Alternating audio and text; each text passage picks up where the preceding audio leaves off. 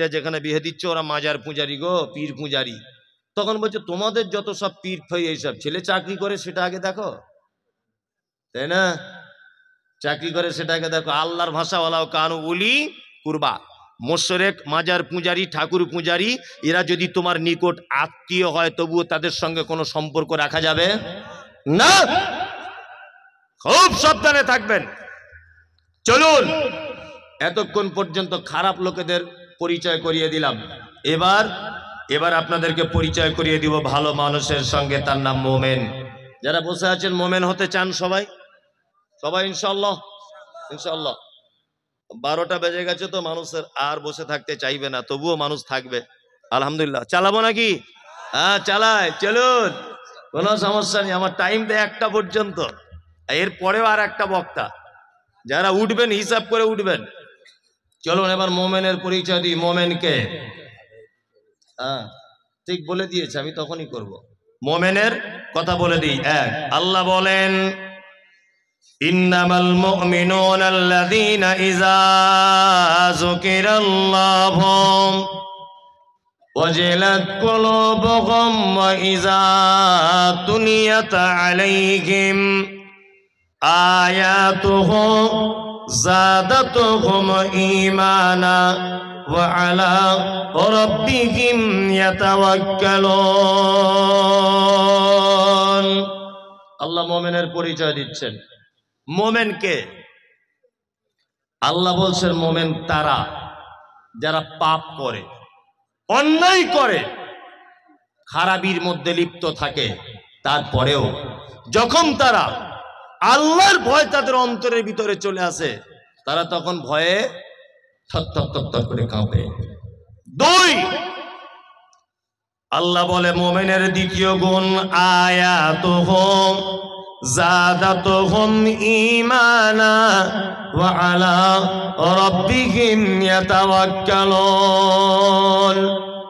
দ্বিতীয় নম্বরের মোমেন হলো তারা, আল্লাহ বলে যাদের সামনে কোরআনের আয়াত তেলাওয়াত করা হলো, তাদের ঈমান, কোরআনের আয়াত শুনলে যেন ঈমান বেড়ে যাবে। আয়াত শুনলে ঈমান কি হবে? বেড়ে যাবে। এটা মুমিনের ক নম্বর গুণ? দ্বিতীয় গুণ। এখানে একটা মজাদার কথা বলে রাখছি, আপনার চোখে পানি চলে আসবে শুনলে। আচ্ছা, এখানে হাজী সাহেব কেউ আছেন? কে হাজী সাহেব? কেউ নেই? তাহলে এমনি সৌদি আরবে গেছেন, মক্কা টক্কায় ঘুরতে, এরকম কোন লোক আছে? অনেকজন, ওই তো আলহামদুলিল্লাহ অনেকজন আছেন, আলহামদুলিল্লাহ অনেকজন আছেন, মক্কায় ঘুরতে গেছেন। আমি এই 2.5 মাস 3 মাস আগে গিয়েছিলাম আলহামদুলিল্লাহ। তা আমি গিয়েছিলাম, তো আমার সঙ্গে প্রায় 40 জন মতো মানুষ গিয়েছিল।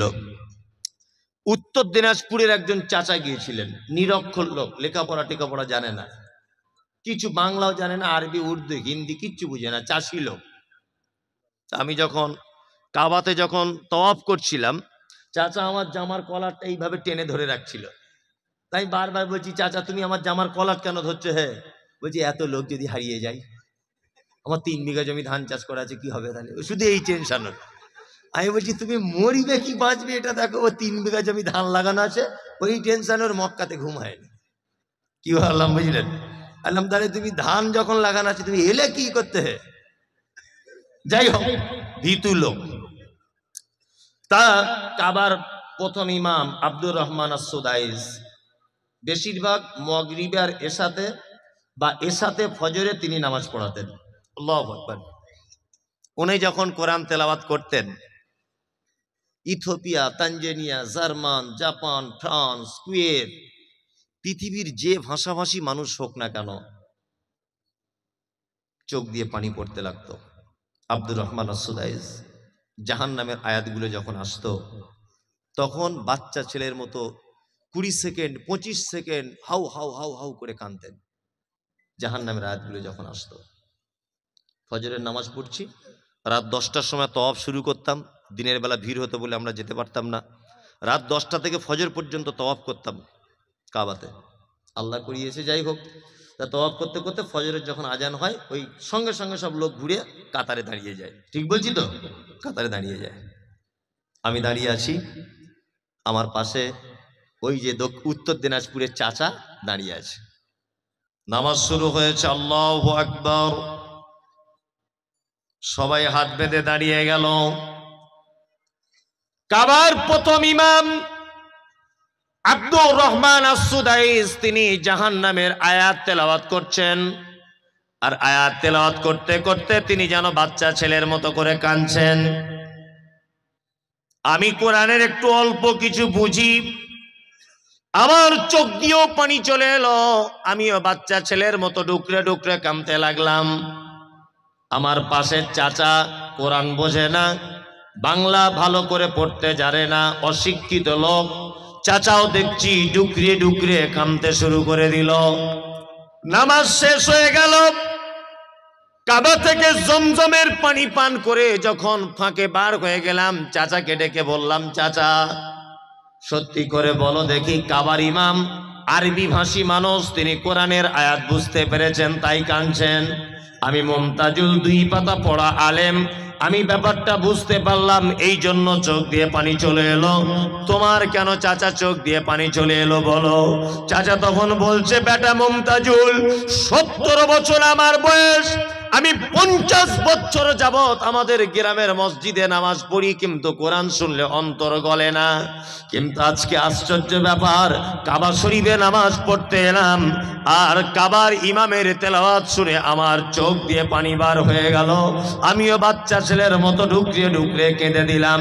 আমার আল্লাহর কোরআনের আয়াতের কথা মনে হলো। আল্লাহ বলে, আয়াতুহুম যাদাতুহুম ঈমানা ওয়া আলা রাব্বিহিম ইয়াতাওয়াক্কালুন। মুমিন হলো তারা, তাদের সামনে যখন কোরআনের আয়াত তেলাওয়াত করা হয় তাদের ঈমান তখন বেড়ে যায়। চাচা তুমি কোরআন জানো না, তুমি কোরআন পড়তে জানো না, কিন্তু তুমি 1 লক্ষ টাকা খরচা করে কাবায় চলে এসেছ। তোমার ঈমানের পরিপূর্ণতা লাভ করেছে, তোমার ঈমান কাজ করছে। ওই জন্য চাচা আমার গলা ধরে হাউ হাউ করে বলছে, কাঞ্চার বলছে, বেটা মুমতাজুল, তুমি আমার বেটার থেকে অল্প বয়সের, কিন্তু কোরআন শুনলে যে চোখ দিয়ে পানি চলে আসে, আজকে তার জ্বলন্ত প্রমাণ পেলাম।